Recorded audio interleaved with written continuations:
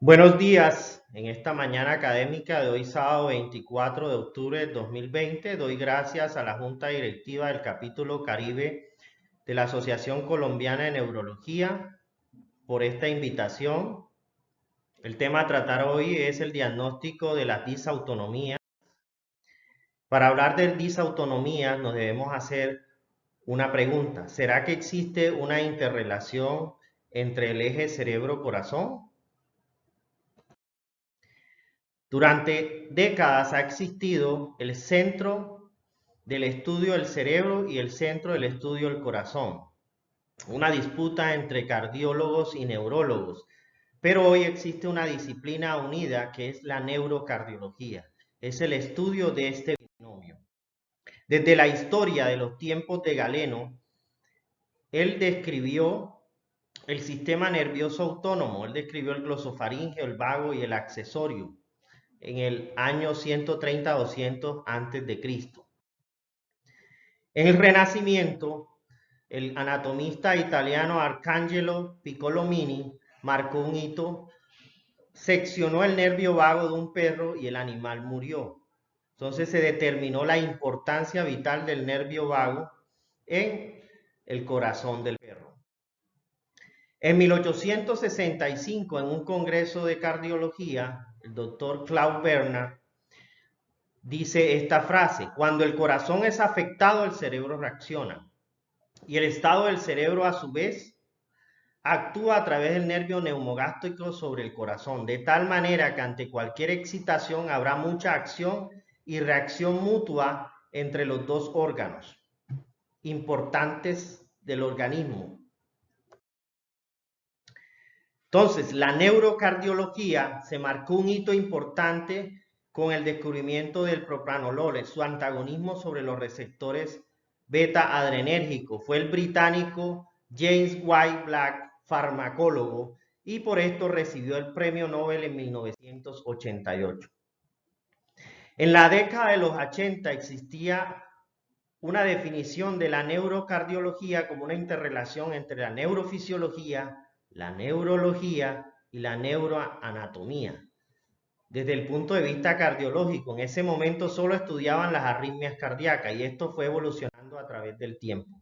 La definición actual es una disciplina integradora. ¿De quién? De la interrelación neuroanatómica, fisiológica y fisiopatológica del binomio cerebro-corazón. Existe una interacción dinámica entre estos dos órganos, es bidireccional. Todos dos son afectados comúnmente. Se centra la neurocardiología en el estudio del sistema nervioso autónomo, que también es conocido como el sistema nervioso vegetativo. Este regula la homeostasis del organismo y adaptación a los cambios del medio interno y externo. Él controla entonces las funciones cardiovascular, sanguínea, respiratoria, digestiva y metabólica de nuestro organismo. Hay tres grandes divisiones del sistema nervioso autónomo: sistema nervioso parasimpático, el sistema nervioso sintático y el sistema nervioso entérico. En este caso vamos a hablar del parasimpático y del sistema nervioso simpático. El sistema nervioso parasimpático tiene su origen cráneo-sacro, es decir, tiene núcleos en el tallo cerebral, en el núcleo ambiguo, en el núcleo dorsal del vago, y va a inervar de manera eferente las vísceras, en este caso, como vemos la gráfica, el corazón, el plejo cardíaco. Y el sistema nervioso simpático tiene ganglios periféricos y va a conectarse también con las vísceras. En este caso va a haber componente preganglionar y componente postganglionar de ambos sistemas. El neurotransmisor preganglionar de ambos sistemas es la acetilcolina y el postganglionar del sistema parasimpático es la acetilcolina y del sistema simpático es la noradrenalina.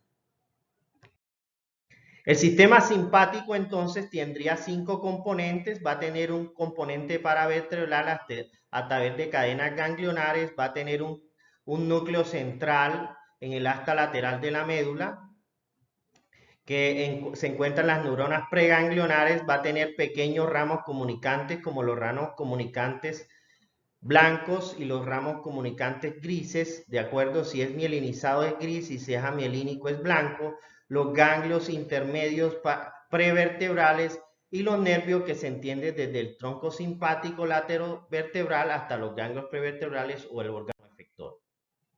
Aquí vemos entonces una disección del hemicuello izquierdo donde vemos el ganglio simpático superior y vemos el nervio cardíaco superior y los cordones intermedios del tronco simpático.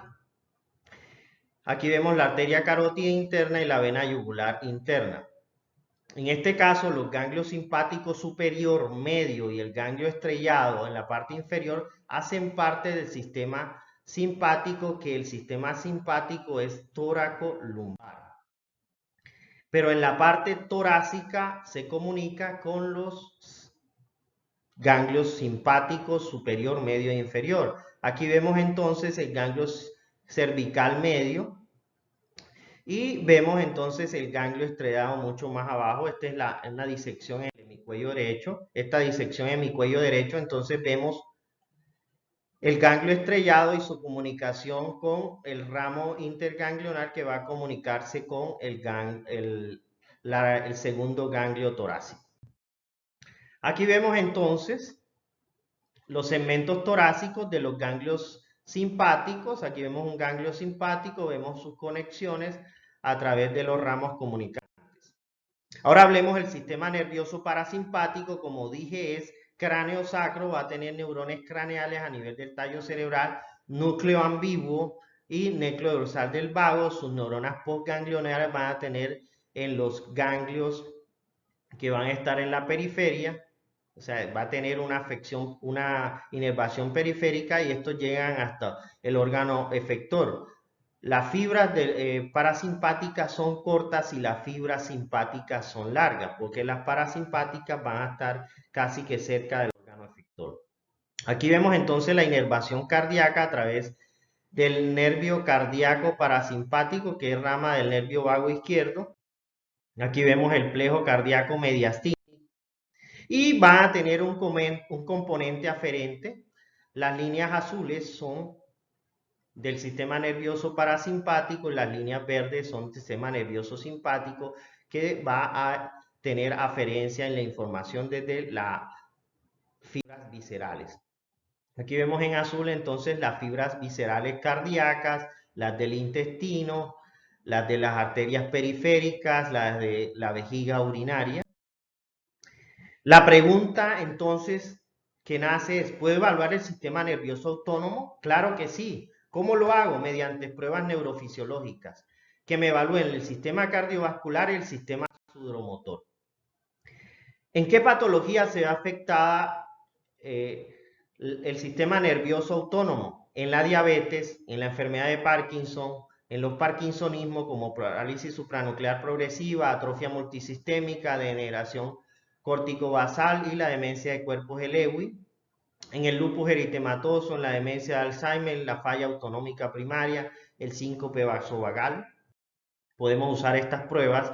¿Qué pruebas tenemos? Tenemos la respiración profunda, la maniobra de Valsalva, la bipedestación, la incorporación pasiva, que es el tilt test, el ejercicio isométrico y las pruebas sudoromotoras, que son la respuesta simpática cutánea. Cada una me va a evaluar el sistema, dependiendo si es el sistema simpático o parasimpático. Por ejemplo, la respiración profunda me evalúa el sistema parasimpático y la maniobra de Valsalva me evalúa el sistema simpático y parasimpático, pero con mayor énfasis en el parasimpático. Vamos a ver unos coeficientes, esto lo vamos a revisar posteriormente, y vamos a tener la respuesta simpática cutánea, que me evalúa entonces la respuesta parasimpática. ¿Con qué hago las pruebas autonómicas? Con los equipos electrodiagnósticos. Aquí vemos el equipo electrodiagnóstico Natus y vemos el equipo electrodiagnóstico Cagwell. En nuestro grupo tenemos la experiencia de hacer las pruebas con los dos equipos. Los estudios de conducción nerviosa es rutina. Esta conducción nerviosa solo me evalúa las fibras grandes, las fibras mielinizadas que generan alto voltaje, que tienen una conducción rápida, pero no me evalúan las fibras pequeñas que son las fibras que tiene el sistema nervioso autónomo, en este caso las fibras C, que son amielínicas, y las fibras altas, que son apenas ligeramente mielinizadas. En los estudios de conducción de rutina, los potenciales de fibra pequeña no los podemos ver. Para grabar estos potenciales debemos, en los de rutina, debemos tener entonces una grabación cerca de la aguja, promedios de cientos de respuestas, y voy a tener que usar una microneurografía. Las fibras pequeñas me transmiten dolor, entonces voy a poder evaluar una respuesta al dolor, en este caso un periodo de latencia del silencio cutáneo. Puedo tener potenciales evocados, calor de contacto. Voy a tener entonces que evaluar los estudios de fibra pequeña a través de las pruebas fisiológicas autonómicas, que ellas me pueden evaluar la presión arterial, el ritmo cardíaco, la sudoración. Hablemos entonces ahora de las pruebas autonómicas parasimpáticas. Tengo en este caso la variación de la frecuencia cardíaca con la respiración y la maniobra de Valsalva. La más conocida es la respiración profunda o la prueba metronómica. Esta me evalúa el sistema nervioso parasimpático. Voy a hallar un coeficiente expiración-inspiración. Este normalmente debe ser mayor de 1.2, pero puede variar con la edad. Lo realizo 6 respiraciones en un minuto y voy a calcular el promedio, la frecuencia cardíaca más alta durante la expiración y la más baja durante la expiración, entre ciclos consecutivos. Es anormal la prueba cuando en los menores de 40 años hay una diferencia de menos de 10 latidos y en los mayores de 50 hay una mayor de 5 latidos.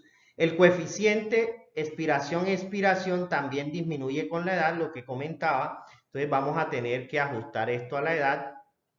Se consideran valores normales en personas menores de 40 años mayores de 1.2 y en aquellas personas de 76 y 80 años valores superiores a 1.06. Aquí vemos los valores de referencia del señor Ewing. Vemos entonces aquí abajo el valor de referencia a los 20 años es el coeficiente E/is es 1.22, variabilidad R. A los 25 años de 1.22 y miren a los 65 años de 1.16. Los electrodos los vamos a colocar en el tórax. El electrodo activo lo vamos a colocar sobre la región del ápice izquierdo, el electrodo de referencia sobre la región del emitórax derecho, y la tierra la voy a colocar entonces en el dorso de la mano.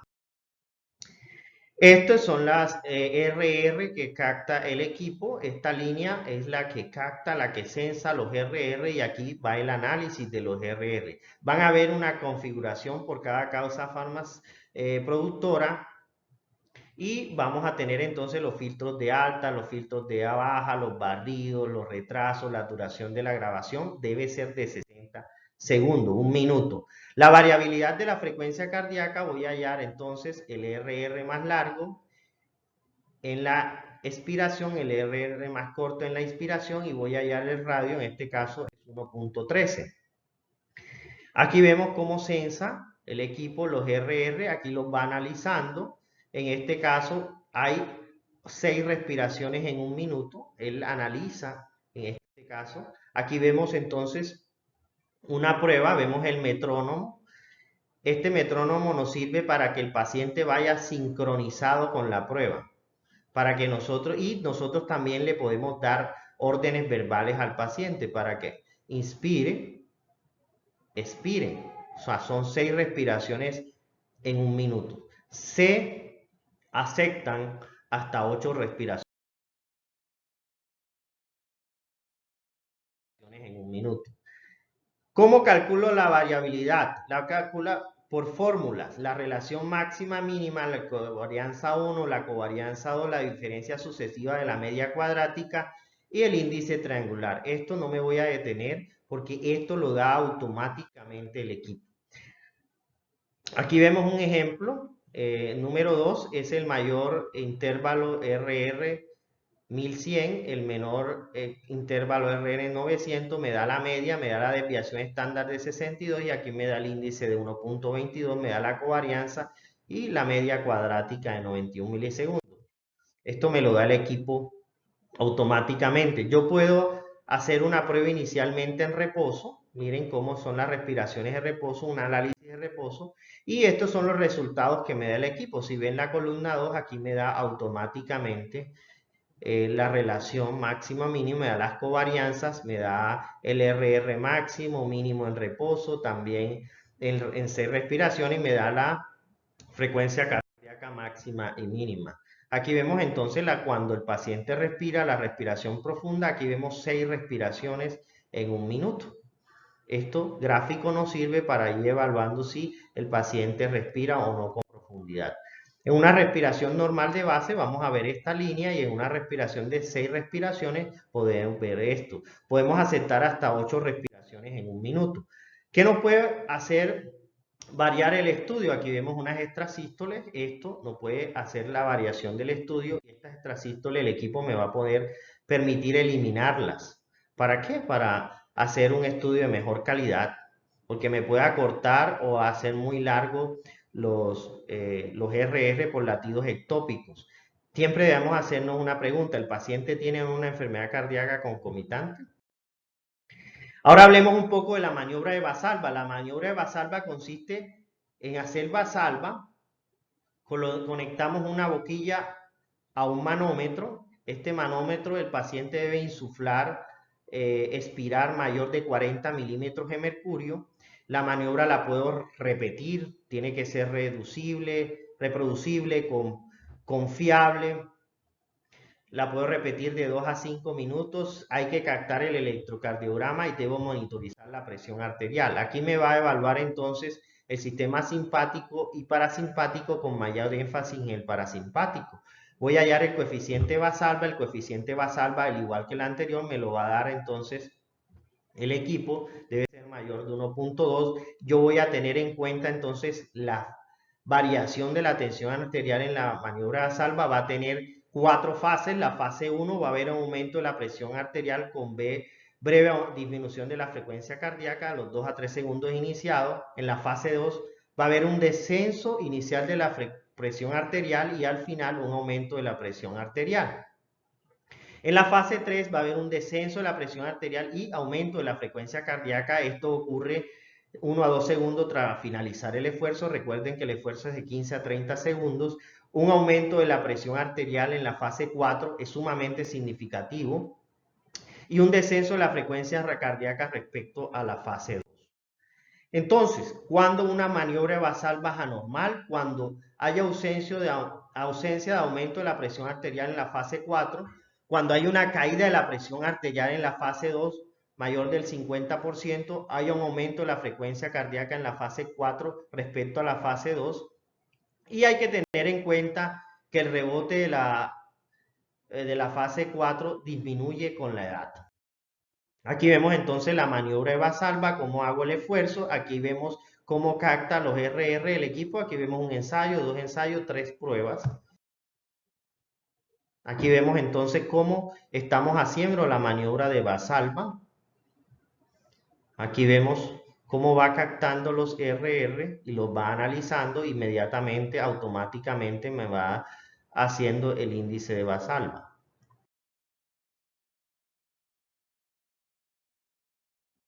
Otros estímulos que puedo aplicar es levantarme en la posición supina, cambiar de postura. En esos casos puedo ponerme de pie, puedo hacer el paciente de pie. ¿Cómo varía entonces aquí? ¿Cómo marca la flecha que varía con respecto a la posición acostado?